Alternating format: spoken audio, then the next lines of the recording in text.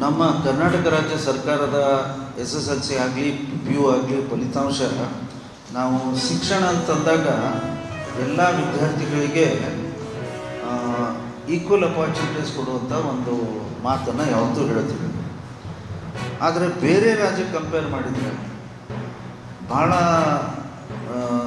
ಅಂದರೆ ಗ್ಲೇರಿಂಗ್ ಭಾಳ ಎದ್ದು ಕಾಣಿಸುವಂಥ ಒಂದು ವ್ಯತ್ಯಾಸ ಇತ್ತು ಅಂತ ನಂದು ಮಾತನ್ನು ಕಡ್ಕೆ ತರ್ತಾ ಇದ್ದೀನಿ. ಇದರಿಂದ ಈ ಡಿಸ್ಕ್ರಿಮಿನೇಷನ್ ಇರೋದ್ರಿಂದ ಇದು ಪಾಸಿಂಗ್ ಮಾರ್ಕ್ಸಲ್ಲಿ ಡಿಸ್ಕ್ರಿಮಿನೇಷನ್ ಇದೆ. ನಮ್ಮ ಸರ್ಕಾರದ SSLCಯಲ್ಲೇ ಉದಾಹರಣೆಗಾಗಿ 35% ಪಾಸಿಂಗ್ ಪರ್ಸೆಂಟೇಜ್ ಇದೆ. CBSE exams, central board of secondary education, ಬಹುಶಃ ನಮ್ಮ ರಾಷ್ಟ್ರದಲ್ಲಿ ಭಾಳ ದೊಡ್ಡ ಸಂಖ್ಯೆಯಲ್ಲಿ ಯಾವುದೇ ಒಂದು ಅಥಾರಿಟಿ ಅಡಿಯಲ್ಲಿ ಇವತ್ತು ಶಾಲೆಗಳಿದಾವಂತಂದ್ರೆ CBSE ಶಾಲೆಗಳಿದ್ದಾವೆ. ಯಾಕಂದರೆ ದೇಶದ ಎಲ್ಲ ಭಾಗದಲ್ಲಿದ್ದಾವೆ. ಅದೇ ಅವ್ರವ್ರ ಸ್ಟೇಟದ ಬೇರೆ ಬೇರೆ ತಮ್ಮ SSLCನೂ ಇದೇ ರೀತಿ ಬೇರೆ ರಾಜ್ಯದಲ್ಲಿ ಕೂಡ ತಮ್ಮ ಬೋರ್ಡ್ಗಳಿದ್ದಾವೆ. CBSEನಲ್ಲಿ ಪಾಸಿಂಗ್ ಪರ್ಸೆಂಟೇಜಸ್ 33. ನಮ್ಮಲ್ಲಿ 35. ಇದರಲ್ಲಿ ಏನು 2% ವ್ಯತ್ಯಾಸ ಆಗಿರಬಹುದಾ ಅಂತ ಅನುಭವ ನನಗೆ. ಆದರೆ ಇಲ್ಲಿ 80 ಮಾರ್ಕ್ಸಿನ ಪತ್ರಿಕೆ ಒಂದು ಕಡೆ, 20 ಮಾರ್ಕ್ಸ್ ಇಂಟರ್ನಲ್ ಅಸೆಸ್ಮೆಂಟ್ ಇತ್ತು ಮತ್ತು 80 ಮಾರ್ಕ್ಸು ಥಿಯರಿ ಎಕ್ಸಾಮ್ಸ್ ಇತ್ತು. ಆ 80 ಮಾರ್ಕ್ಸಲ್ಲಿ ನಮ್ಮಲ್ಲಿ ಏನು ಮಾಡಿದಾರೆ, ಕಡ್ಡಾಯವಾಗಿ ನೀವು 28 ಮಾರ್ಕ್ಸ್ ತೆಗೆದುಕೊಳ್ಳೇಬೇಕು.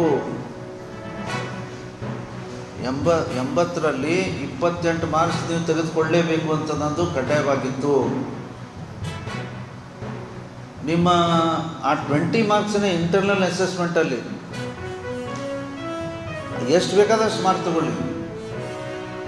ಈ ಥಿಯರಿ ಎಕ್ಸಾಮಲ್ಲಿ ಎಷ್ಟು ಕಡ್ಡಾಯವಾಗಿ ಮಾಡಿಬಿಟ್ಟು.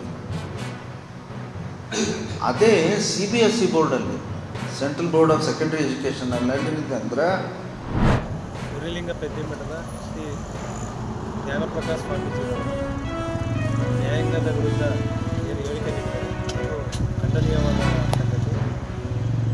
ಸ್ವಾಮೀಜಿಗಳು ನ್ಯಾಯಾಂಗವನ್ನು ಅಪಮಾನಿಸಿರ್ತಕ್ಕಂಥದ್ದು ಸಂವಿಧಾನ ವಿರೋಧಿ ಕೃತ್ಯ ಅಂತಲೂ ಕರಿಬೋದು.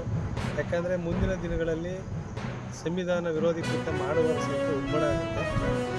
ಆ ಕಾರಣದಿಂದಾಗಿ ನಮ್ಮ ಸಂಘದಿಂದ ಇವತ್ತು ಖಂಡಿಸಿ ನ್ಯಾಯಾಲಯ ಕಲಾಪವನ್ನು ಬಹಿಷ್ಕರಿಸಲಾಯಿತು.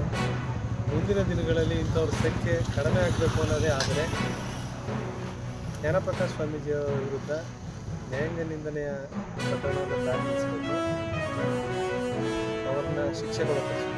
ಇಲ್ಲ ಅಂತಂದರೆ ಜ್ಞಾನಪ್ರಕಾಶ್ ಸ್ವಾಮೀಜಿಯವರು ತಮ್ಮ ಹೇಳಿಕೆಯನ್ನು ಹಿಂಪಡೆದು ನ್ಯಾಯಾಂಗದ ಕ್ಷಮೆ ಕೋರಬೇಕು ಅಂತ ಈ ಮೂಲಕ ನಾವು ಮನವಿ ಮಾಡ್ತೀವಿ.